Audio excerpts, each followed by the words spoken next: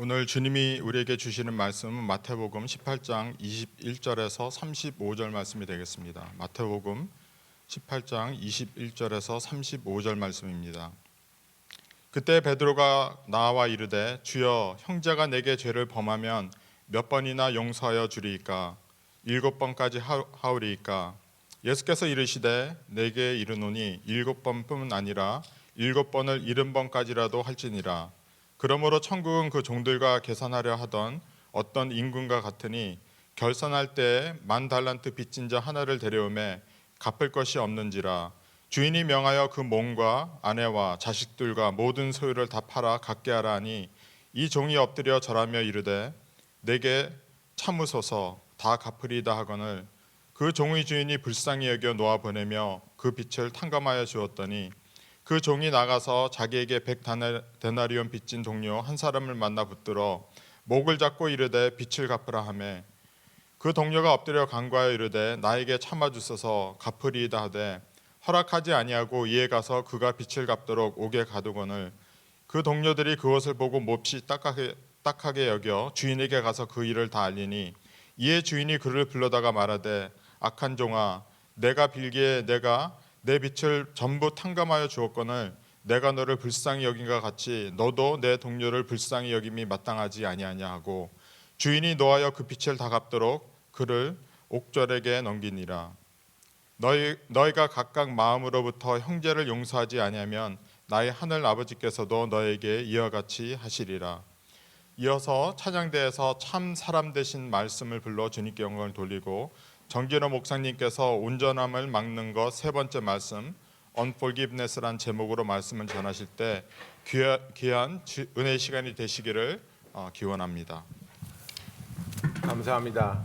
귀한 찬양 하나님께서 기뻐 받으시며 또 영광 받으셨을 줄로 믿습니다. 오늘은 온전함을 가로막는 것 세 번째 Unforgiveness 용서하지 않음. 그래서 제가 이 unforgiveness가 한국말로 뭔가 그래서 사전을 찾아봤는데 우리나라 말에 unforgiveness라는 말이 없는 것 같아요. 그냥 용서하지 않음 이렇게 나오더라고요. 그래서 어쨌든 제목을 그렇게 잡아봤습니다. 어떤 나라에 굉장히 폭군이었던 왕이 있었답니다. 이 왕은 자기를 험담하거나 미워하거나 믿지 못하는 자들을 모조리 다 감옥에 잡아 넣습니다. 그래서 정말 절대적으로 자기만을 찬양하고 자기만을 신뢰하는 자들로 자기 주위에 배치해 놓고 조금이라도 마음에 들지 않거나 또 자기에게 복종하지 않는 자들은 다 감옥에 넣었습니다. 근데 그러면 그럴수록 마음이 편해지는 것이 아니라 마음이 불편하고 쉼이 없고 또 두려움이 있고 잠이 오지 않고 견딜 수가 없더랍니다. 그래서 어떤 현자를 찾아가서 물어봅니다. 내가 이렇게 나를 적대시하는 사람, 나를 믿지 않는 사람, 좋아하지 않는 사람 다 감옥에 넣는데도 불구하고 내 주위에는 더 이상 적이 없는데도 불구하고 내 마음이 편하지 않다. 잠을 잘 수가 없다. 항상 두렵다. 어떻게 하면 좋겠습니까? 그랬더니 현자가 감옥에 있는 그 사람들을 다 풀어주십시오. 그 사람들로 인해서 왕이 오히려 두렵고 쉼이 없습니다. 그래서 큰 결단을 내리고 왕이 그 자기가 감옥에 넣어둔 사람들을 다 풀어주려고 간수에게 키를 받아서 감옥을 열었더니 감옥 안에는 아무도 없고 자기 자신만 있었더라는 그런 얘기가 있습니다.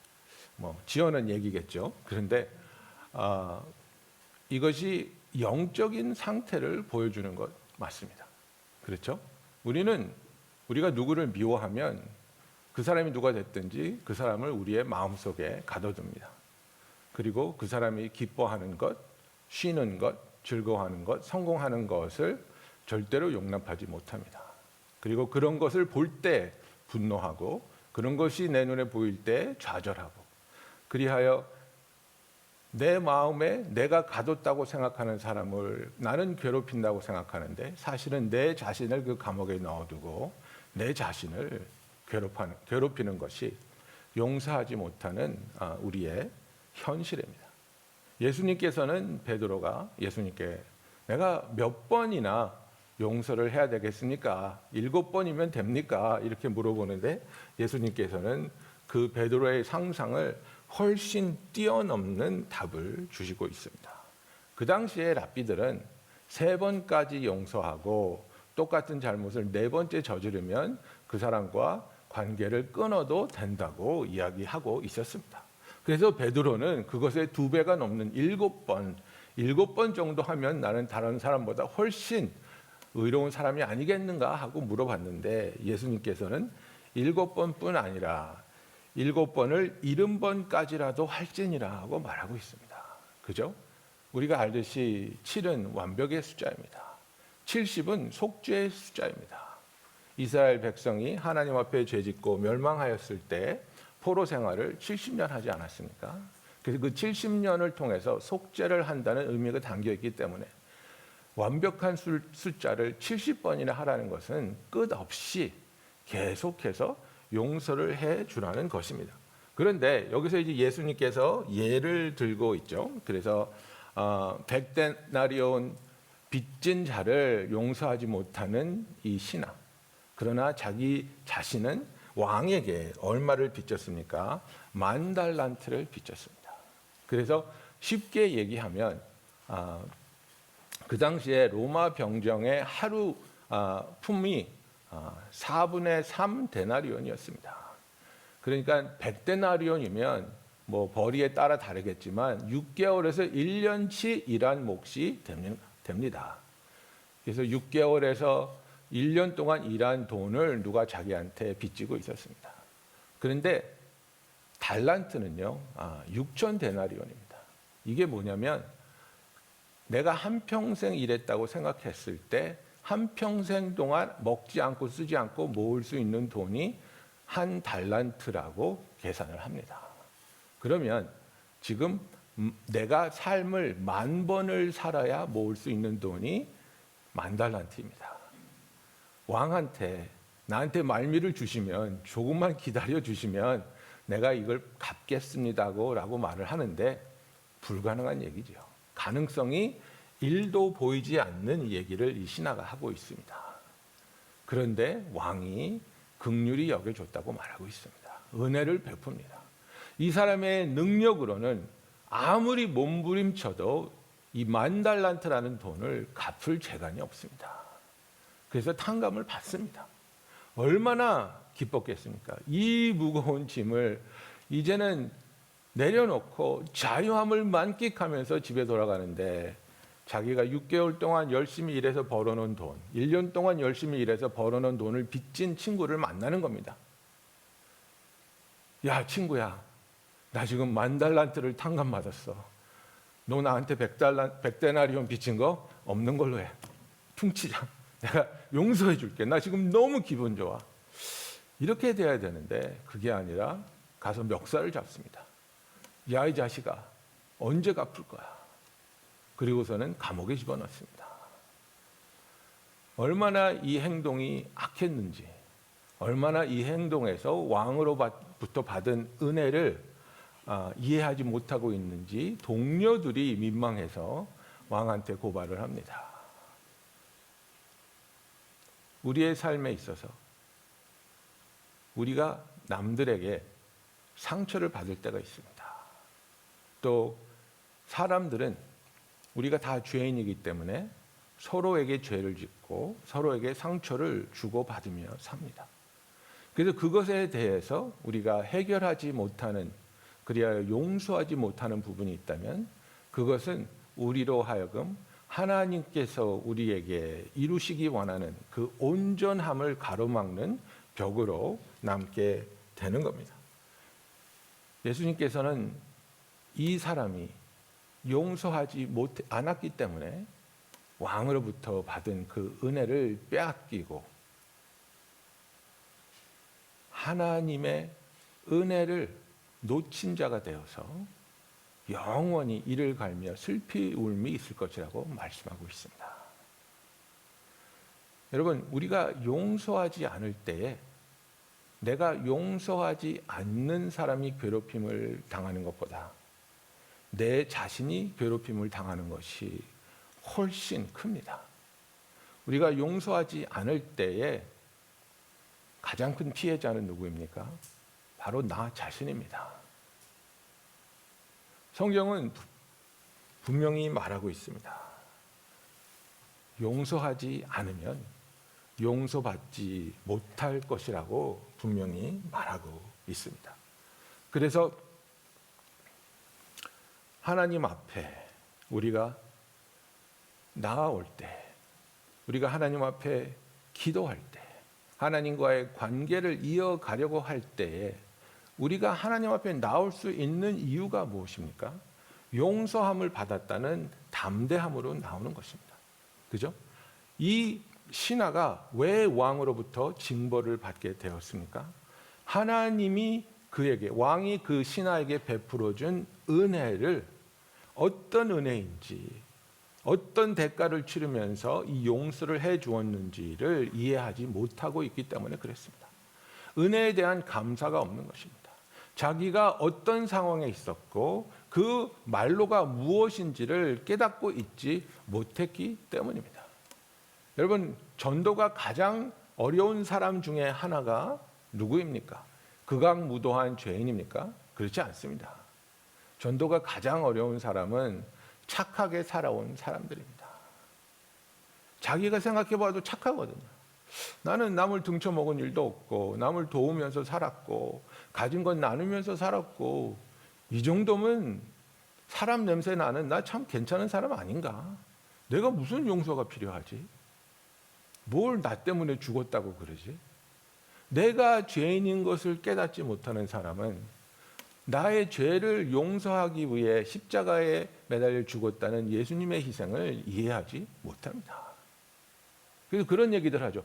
나도 누구처럼 뭐 사람을 죽이고 사기 좀 치고 그래야 되나요? 나는 죄책감을 느끼지 못하겠어요. 자기의 마음을 하나님의 기준으로 들여다보지 못할 때 우리는 우리 자신이 꽤 괜찮은 사람이라고 생각합니다. 왜냐하면 우리의 비교 대상은 다른 사람이기 때문에 그렇습니다. 다른 사람한테 비교해 봤을 때 나는 착하거든요. 그죠? 뉴스에 나오는 정말 극악무도한 사람들, 정말 우리가 입을 다물 수 없는 흉악한 사건들을 우리가 보면서 야, 이렇게 악한 사람들이 있구나. 이렇게 악한 죄를 짓는 사람들이 있구나. 나는 정말 괜찮은 사람이야. 다른 사람에게 나를 비교할 때 나는 괜찮다고 자기 최면을 걸 수도 있습니다. 그러나 거룩하신 하나님 앞에 있게 될 때에 우리는 이사야가 한 고백처럼 나는 망하게 되었도다. 하나님의 거룩하심 앞에서 내가 죄인 중의 죄인이라는 것을 깨닫는 겁니다. 사도 바울이 한 고백, 죄인 중의 괴수라는 그 고백, 그것은 하나님 앞에 서 있는 자신을 보았을 때에 자기 자신이 얼마나 하나님을 거부하고 하나님 앞에서 죄를 지으며 왕노릇한 것에 대한 깨달음이 있었기 때문입니다.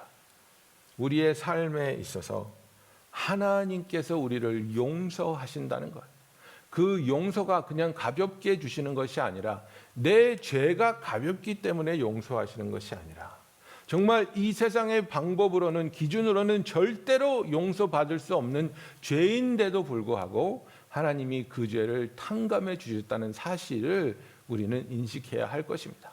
나는 별로 죄 짓지 않았는데 그냥 뭐 경범죄, 그죠? 예.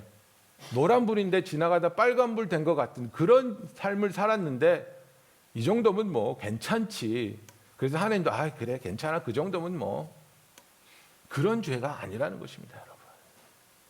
10만 달란트라는 것은 우리의 삶을 10만 번을 살아도 갚을 수 없는 정말 인간의 노력과 인간의 열심으로는 절대로 이룰 수 없는 기준을 말하고 있습니다.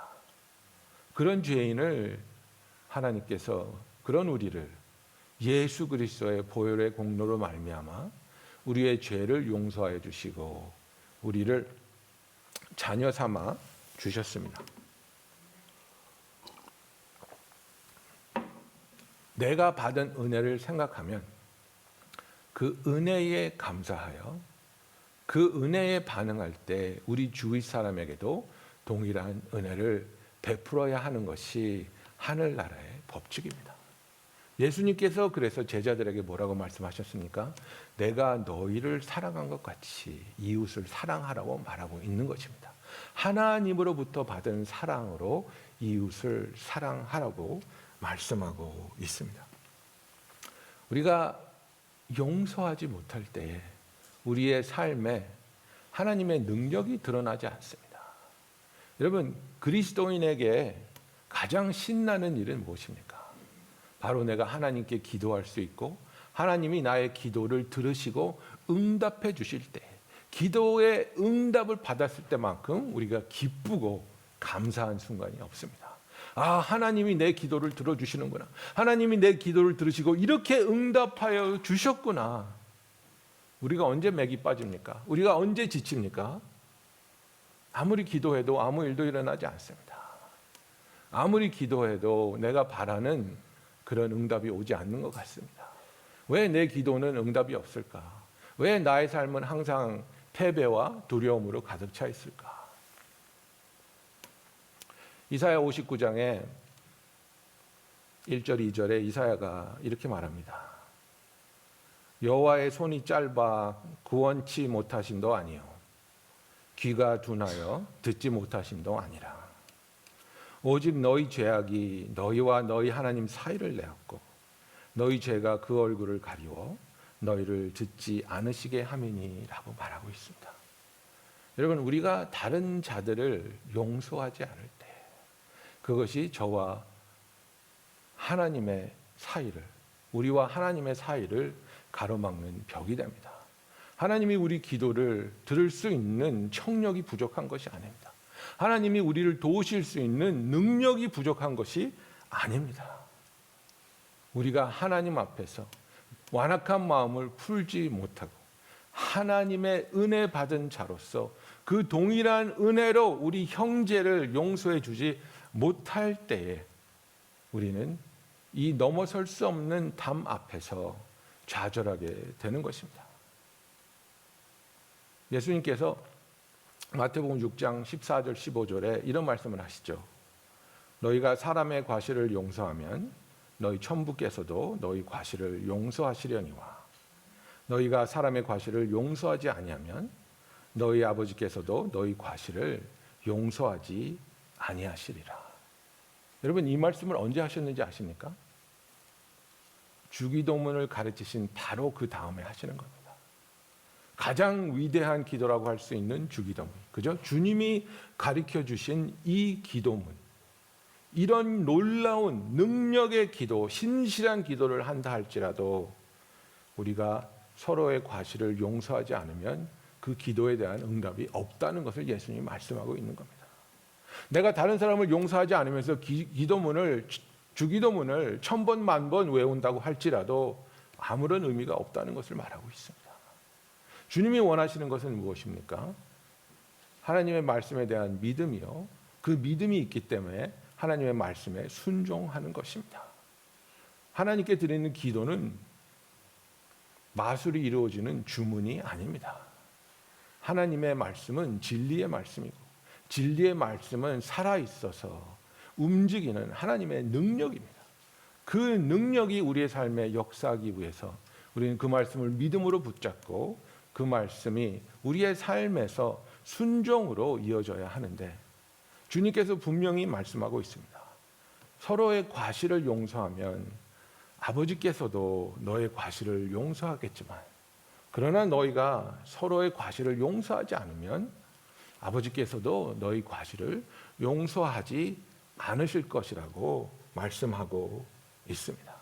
우리가 용서하지 않을 때에 여러분, 우리는 마귀에게 우리를 찾아와 우리를 괴롭힐 수 있는 합법적인 빌미를 제공하는 것입니다.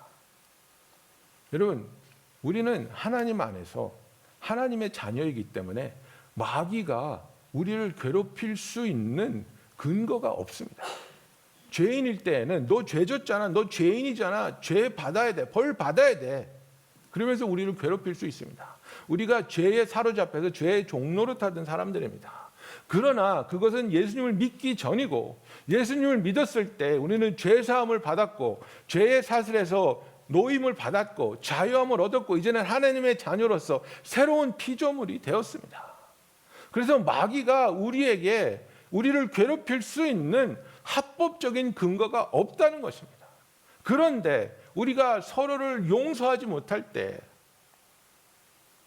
상대를 향한 미움을 가지고 있을 때 마귀에게 우리를 괴롭힐 수 있는 합법적인 근거를 제공한다는 것입니다. 에베소서 4장 26절 27절에 보면 분을 내어도 죄를 짓지 말며 해가 지도록 분을 품지 말고 마귀로 틈을 타지 못하게 하라 이렇게 말했습니다.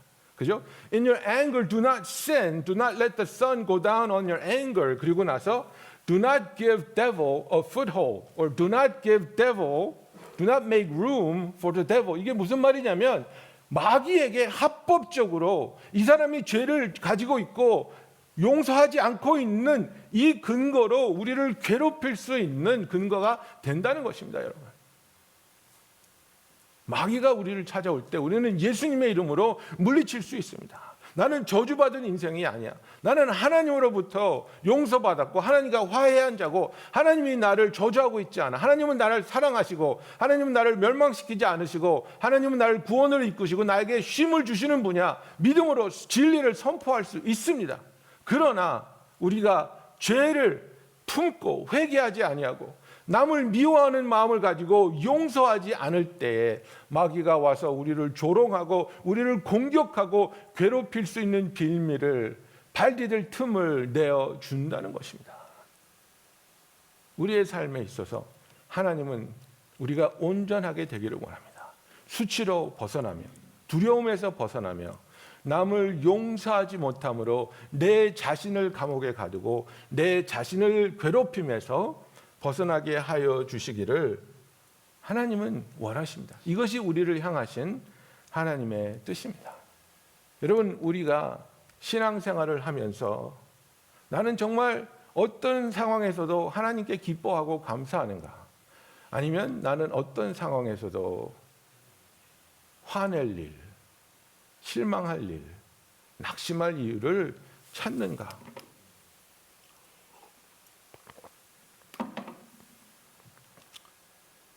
제가 캘리포니아에 있을 때 약혼을 한 남자 청년이 있었습니다. 근데 약혼녀하고 굉장히 사이가 안 좋았어요.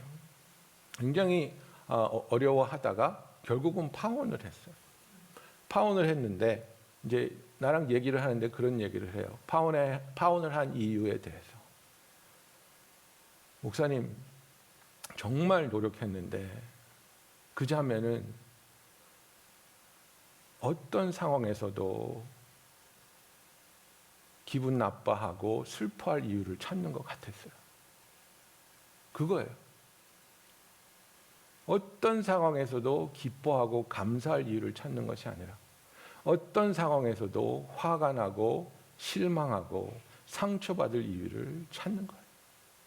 여러분, 예수님이 기적을 행하실 때 어떤 사람들은 그 기적에 하나님께 영광을 돌리고 기쁨을 제어할 수가 없는 그런 모습을 보이는데, 종교적 지도자들은 예수님이 어떤 기적을 행하시든지 간에 뭘 찾았습니까? 예수님을 공격할 빌미를 찾는 겁니다. 어떻게 하면 딴지를 걸어서 넘어뜨릴 수 있을까? 어떻게 하면 트집을 잡아서, 그죠? 여러분의 삶에 있어서, 여러분의 삶에 일어나는 일들에 대해서 여러분은 어떻게 하면 기뻐하고 감사할 수 있는지, 그것을 하나님께서 보여주시는 대로 발견하고 기뻐하며 감사를 고백하며 살아가고 있습니까? 아니면 어떻게 하면 실망하고 낙심할 수 있습니까? 낙심할 수 있는가에 대해서 그 눈이 발달되어 있습니까? 옛날에 최불암 시리즈가 유행할 때 최불암 아들이 성적표를 받아왔는데 다 간데 국어만 양을 받았답니다. 예, 다 가를 받고 국어만 양을 받았는데 최불암이 보고 그러더래요. 너무 한 과목에만 치중한 거 아니니?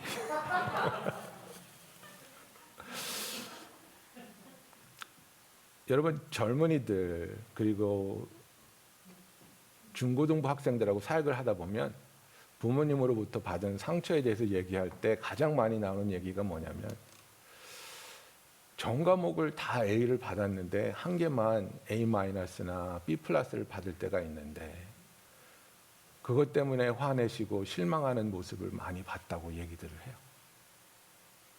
정말 기뻐해주고 축하해줘야 될 그런 상황인데 거기서 딱 하나 A- 받았는데 B+ 받았는데 그걸 가지고 화를 내고 너 더 열심히 해야지 이래가지고 좋은 대학교 가겠어?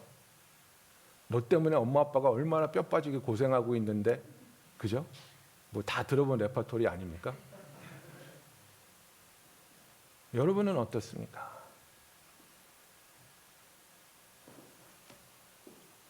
모든 상황에서 감사하는 삶을 살아가고 계십니까? 아니면 모든 상황에서도 불평한 이유를 찾아가고 있습니까? 여러분, 성경에서 가장 위대한 선교사가 누구라고 생각하십니까? 성경에 기록된 선교사 중에서 가장 위대한 선교 업적을 이룬 사람은 요나입니다. 단 하루 만에 니느웨 성에 있는 12만 명의 사람을 하나님께 회심하게 했습니다. 얼마나 놀라고 얼마나 감격하고 감사해야 할 일입니까? 그런데 요나는 이 니느웨 사람들을 용서할 수가 없었습니다.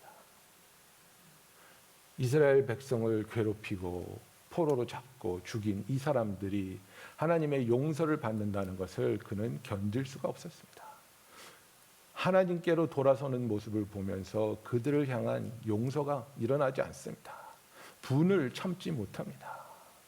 그리고서는 자리를 잡고 40일 후에 하나님이 말씀하셨던 대로 이들이 멸망되나 안 되나 보고 있는데 하나님께서 그에게 박넝쿨을 주셔서 그늘을 만들어 주시고 해를 피하게 했다가 벌레를 보내서 그 박넝쿨이 말라 죽게 하죠. 자기가 죽어도 좋을 만큼 화가 난다고 하나님 앞에 고백합니다. 하나님께 감사할 일이 너무나도 많은 그런 순간이었는데 불구하고 자기는 박넝쿨 하나가 말라 죽은 것 때문에 자기를 죽여달라고 하나님한테 때를 씁니다. 여러분, 이것이 용서하지 못하는, 하나님 앞에 회개하지 못하는 사람의 현실입니다. 아무리 좋은 것을 주면 무엇을 합니까? 아무리 맛있는 것을 먹고 아무리 좋은 데서도 살면 무엇을 합니까? 내 마음에 평안이 없다면, 내 마음에 기쁨과 감사가 없다면 우리는 지옥에서 살고 있는 것입니다. 여러분, 우리가 그런 얘기합니다. 이건 정말 심각한 얘기라고 생각합니다. 어떤 사람한테 내가 상처를 받았습니다. 뭐 나를 폭행을 했다든지, 그죠? 우리 집안을 사기를 쳐서 길바닥에 나가 앉게 됐다든지, 뭐 엄청난 상처를 받았습니다. 그런데 성경을 보니까 이 사람을 용서해야지 나한테 평안이 있고 기쁨이 있다는 거예요. 하나님, 이거는 불공평하지 않습니까? 죄 지은 사람이 회개하면 끝나야지 왜 죄를 당한 내가 치러야 될 값이 있는 겁니까? 이겁니다. 그죠? 이게 우리를 힘들게 하는 겁니다. 나는 피해자인데 왜 피해자인 내가 대가를 치러야 되냐 이거예요. 우리와 하나님과의 관계에서 누가 죄를 지었습니까? 누가 피해자입니까? 그리고 누가 그 값을, 화해의 값을 치렀습니까? 하나님께서는 피해자입니다. 우리들이 하나님께 죄를 지었고 우리가 하나님을 배반했고 우리가 하나님의 영광을 가렸습니다. 하나님과 우리가 화해하기 위해서 우리가 지른 이 죄값이 치러져야 되는데 이 화해가 이루어지기 위해 치러져야 할 죄값을 저와 여러분은 갚을 길이 없는 겁니다. 그런데 그 화해를 이루기 위해서 하나님께서 독생자를 십자가로 보내십니다. 우리는 말합니다. 하나님, it's not fair. 이거는 너무 불공평해요. 저 사람이 나한테 수치를 줬는데, 저 사람이 나한테 상처를 줬는데 왜 내가 저 사람을 용서해야 돼요? 왜냐하면 우리가 하나님께 죄를 짓고 우리가 하나님의 영광을 가리고 우리가 하나님을 배반했을 때에 하나님께서 우리를 용서하기 위해서 하나님께서 예수 그리스도를 통해 우리의 죄값을 치러 주셨다는 겁니다. 그 은혜를 받은 우리라면, 그 은혜의 놀라운 깊은 하나님의 자비를 생각한다면 우리도 우리에게 상처를 주고 죄 지은 자를 용서해 줘야 하는 마음이 있어야 한다는 것을 성경은 말하고 있는 겁니다. 옵션이 있습니다, 여러분. 우리에게 선택권이 있습니다. 내가 상처받았을 때, 누가 나한테 죄를 지었을 때 우리가 선택하는 겁니다. 이 사람을 용서하지 않고 계속해서 내 마음속에, 내 자신의 마음에 미움과 고통과 두려움과 원망으로 가득 채워놓고 살 것인가? 아니면 이 사람을 용서해 줌으로 말미암아 내가 그 받은 상처가 치유되고 하나님으로부터 위로와 평안과 안식이 넘치는 삶을 살 것인가? 여러분은 무엇을 택하시겠습니까? 내 마음속에 쓴뿌리가 있어서 계속해서 나를 괴롭게 하는 그 쓴뿌리를 품고 살아가시겠습니까? 아니면 하나님 앞에서 하나님의 은혜를 구함으로 이 사람을 용서하고 이 사건을 하나님께 고백하며 하나님이 주시는 치유와 위로와 안식을 경험하시겠습니까? 이것이 우리가 매일 매 순간 해야 할 선택입니다. 우리가 만일 용서하기로 결심하였다면, 그렇다면 우리의 용서의 대상은 누구입니까? 우리는 누구를 용서해야 합니까?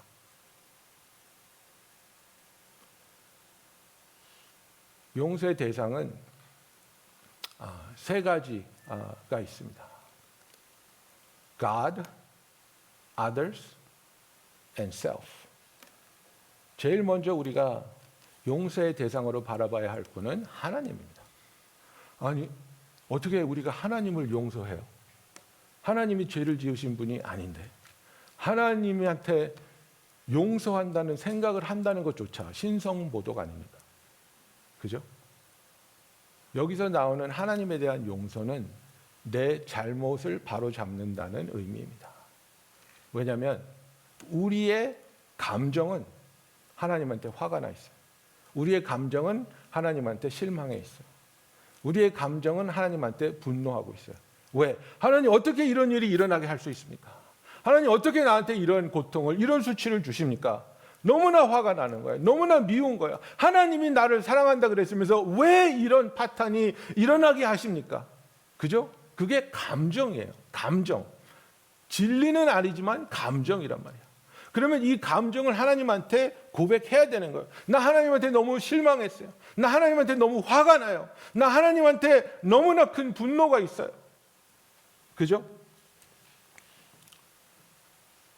이스라엘 백성이 가나안을 정복하기 시작했을 때 여리고성을 너무나도 쉽게 무너뜨리고 너무나 작은 아이성에 갔다가 사람들이 패배하고 죽는 일이 일어났습니다. 그래서 여호수아가 너무나 실망하고 좌절하면서 하나님 앞에 부르짖는 장면이 여호수아 7장에 나옵니다. 여호수아가 옷을 찢고 이스라엘 장로들과 함께 여호와의 궤 앞에 땅에 엎드려 머리에 티끌을 무릅쓰고 저물토록 있다가 여호수아가 가로되 슬프도소이다. 주 여호와여 어찌하여 이 백성을 인도하여 요단을 건너게 하시고 우리를 아모리 사람의 손에 붙여 멸망시키려 하셨나이까? 우리가 요단 저편을 족하게 여겨 거하였더라면 좋을 뻔하였나이다. 주여 이스라엘이 그 대적 앞에서 돌아섰으니 내가 무슨 말을 하오리까? Lord, what can I say? 여러분, 지금 여호수아가 하는 말이 진실입니까? 진실이 아닙니다. 하나님이 이스라엘 백성을 죽이려고, 하나님이 이스라엘 백성에게 수치를 주려고 요단강을 건너게 하셨습니까? 하나님이 이스라엘 백성에게 패배를 안겼습니까? 그렇지 않습니다. 아간의 죄 때문에 일어난 일이지만 이 상황에서 여호수아는 자기의 마음에 있는 이모션, 하나님을 향한 감정을 다 쏟아내는 겁니다. 고백하는 겁니다. 그렇게 고백했을 때에 하나님께서 응답하고 잘못된 생각과 잘못된 감정을 바로잡아 주시는 겁니다. 여호와께서 여호수아에게 이르시되 일어나라, 어찌하여 이렇게 엎드렸느냐? 이스라엘이 범죄하여 내가 그들에게 명한 나의 언약을 어기었나니 곧 그들이 바친 물건을 취하고 도적하고 시기하여 자기 기구 가운데 두었느냐. 그죠? 하나님이 설명해 주시는 거예요. 하나님께서 우리를 미워하시고 우리를 저주하시고 우리를 죽이려고 이런 일을 허락하신 것이 아니라 이유가 있고 그 이유를 설명하시면서 우리가 하나님을 향해 가졌던 오해와 원망하는 마음과 섭섭한 마음을 바로 잡는 것이에요. 그런데 우리는 하나님한테 이런 감정을 품었다는 것을 너무나도 죄송하게 생각하고 죄라고 생각하기 때문에 말을 꺼내지도 못해요. 여러분, 상한 감정은 치유를 받아야 되는 겁니다. 상한 감정은 하나님께서 뭐라고 말씀하고 있습니까? 시편에서 보면 하나님 앞에서 토해내라고 말하고 있습니다. 토한다는 것은 무엇을 말합니까? 아무런 필터도 거치지 않고 다 쏟아내는 것을 말하는 겁니다. 하나님, 내가 이렇게 느낍니다. 나한테는 이렇게 느껴집니다. 나한테는 이렇게 다가왔습니다. 하나님, 내 마음이 이렇습니다. 우리의 마음에 있는 응어리진 그 모든 것을 하나님 앞에 쏟아낼 때 그것은 불경한 죄가 아니라 우리의 정직한 고백이 되는 겁니다. 그 정직한 고백이 있을 때 하나님은 그 마음을 위로해 주시고 치유해 주시며 우리의 오해와 잘못된 부분을 바로잡아 주시는 겁니다. 우리는 하나님에 대한 불경한 생각을 하는 것이 너무나 두려워서 하나님에 대해서 아픔이 있고 두려움이 있고 아쉬움이 있는데 그것을 표현하지 못할 때가 있습니다. 여러분, 하나님은 우리의 그런 고백을 받아주실 수 있는 위대하신 하나님입니다. 여러분의 마음을 하나님 앞에 토로할 때 하나님이 그 기도를 들으시고 우리를 치유하여 주시며 우리를 올바른 진리의 길로 인도하여 주실 줄로 믿습니다. 두 번째로, 우리가 당연하게 우리에게 상처를 준 사람들, 우리에게 아픔을 준 자들을 용서해야 합니다. 그렇지 않으면 우리 자신이 우리의 마음의 감옥에서 나올 수 없기 때문입니다. 여러분, 용서라는 것은 두 가지입니다. 하나는 선언이며 또 하나는 과정입니다. 매일매일 선포하며 그 과정을 지나갈 때에 용서가 완전하게 이루어집니다. 예, 나에게 큰 상처를 준 사람, 우리가 하나님의 은혜를 생각하며 선포하는 겁니다. 그래, 용서했어. 용서할게. 용서하는 거야. 근데 그 다음날 봤는데 비기 싫은 거예요. 아, 나 용서했는데 또 비기 싫은데 또 선포하는 겁니다. 어저께도 선포했듯이 오늘도 너를 용서해. 오늘도 너를 용서하고 오늘도 하나님의 사랑과 은혜로 너를 대할게. 여러분, 이게 하루아침에 바뀌는 게 아닙니다. 과정이 필요합니다. 그러나 반복해서 선포하고 계속해서 하나님의 은혜로 다가설 때 어느 날 우리가 돌아보면 그렇게 밉고 그렇게 원망스러웠던 사람이 하나님 안에서 용서가 이루어졌고 화해가 이루어졌으며 사랑을 나누는 하나님 안에서의 코이노니아가 있는 교제가 있게 됨을 발견하는 저와 여러분이 되기를 예수님의 이름으로 축원합니다. 마지막으로 우리는 우리 자신을 용서해야 합니다. 여러분, 큰 사건을 겪은 사람들의 공통적인 생각 중에 하나가 뭐냐면 내 잘못입니다. 부모님이 이혼했을 때 아이들한테 듣는 이야기가 뭡니까? 내가 엄마 말 잘 들었으면 이혼 안 했을 것 같은데, 내가 방을 좀 더 정리했으면, 내가 공부를 좀 더 잘했으면 이혼 안 했을 것 같은데 나 때문에 이혼한 것 같아요. 상처받은 아이인데 자기 자신을 용서하지 못합니다.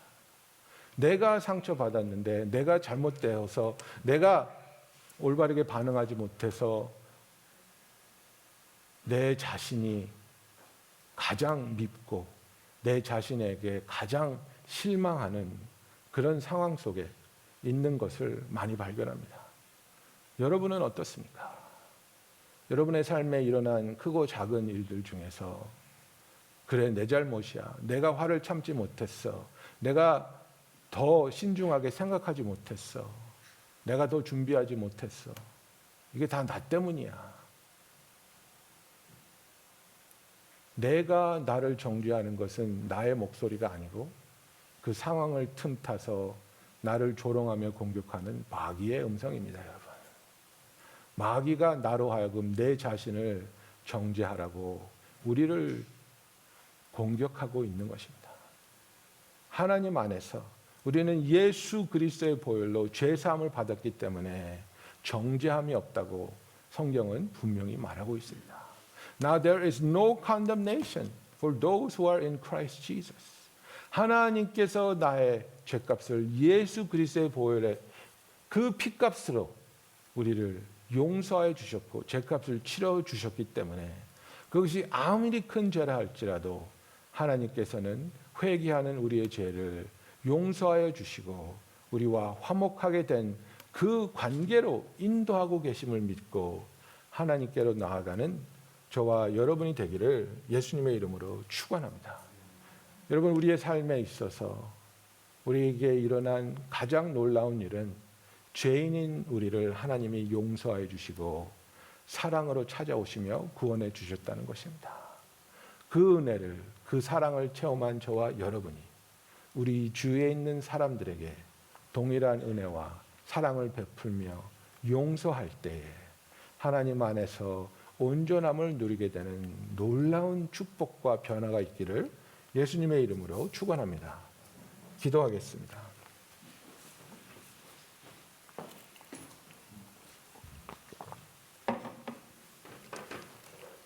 여러분, 이 시간에 하나님께서 너는 오늘 누구를 용서하겠느냐고 물으신다면 누구의 이름을 말하시겠습니까? 지금 이 시간에 믿음으로 용기를 가지고 나에게 베푸신 하나님의 은혜와 긍휼을 생각할 때 누구의 이름을 말하시고 그 사람을 용서하시겠습니까? 용서는 선포입니다. 용서는 과정입니다. 이 시간에 그 이름을, 그 사람을 향한 용서를 선포하며 계속해서 반복해서 그 과정을 통해 완전한 용서와 화해가 이루어지는 저와 여러분 되기 원합니다. 우리 마음속에 있는, 우리 마음속에 가둬둔 그 사람의 이름을 하나님 앞에 고하며 그 사람을 내 마음의 감옥에서 풀어주며 하나님의 용서를, 하나님의 치유를, 화해를 구하는 시간 갖겠습니다. 다 같이 기도하겠습니다.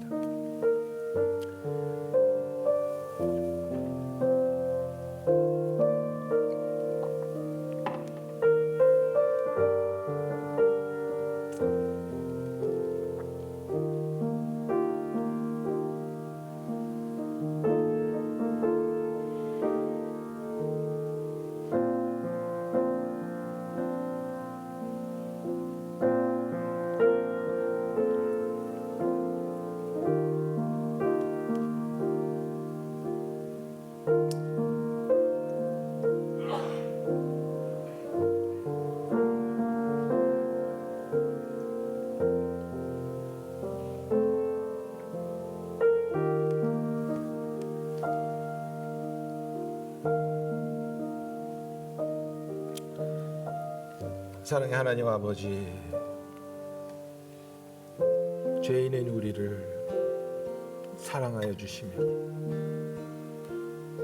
우리의 힘과 노력으로는 도저히 갚을 수 없는 이 죄값을 예수 그리스도의 보혈로 우리 대신 지불하시며 우리의 죄를 용서하시고 우리를 죄로부터 깨끗하게 자유하게 하여 주심을 감사합니다.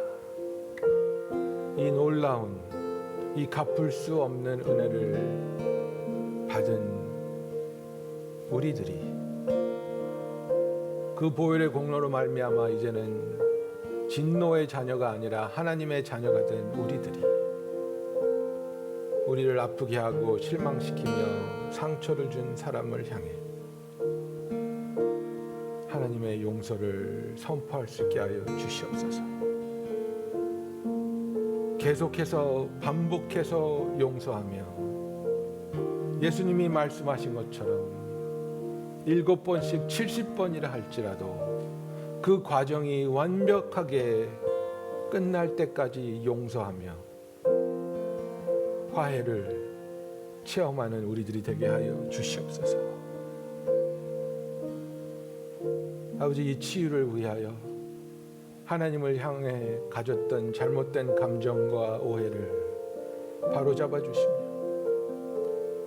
상대방을 향한 그 원망과 미움을 내려놓게 하여 주시고 내 자신을 용서하지 못하고 내 자신을 수치스럽게 여기는 우리들이 하나님 앞에 나와서 우리의 눈먼 것과 우리의 벗은 것을 하나님의 은혜와 긍휼로 흠없는 옷으로 옷 입혀주시며 눈에 약을 발라 눈뜨게 하시는 기적을 경험하게 하여 주시옵소서. 하나님, 우리의 연약함을 고백합니다. 용서함이 얼마나 어려운지요. 그러나 매일매일 주를 의지하며 주님의 용서가 우리의 삶에 이루어짐을 체험하는 우리들이 되게 하여 주시옵소서. 예수님의 이름으로 기도하였습니다. 아멘. 우리 다 같이 일어나서 하나님께 찬양 드리도록 하겠습니다.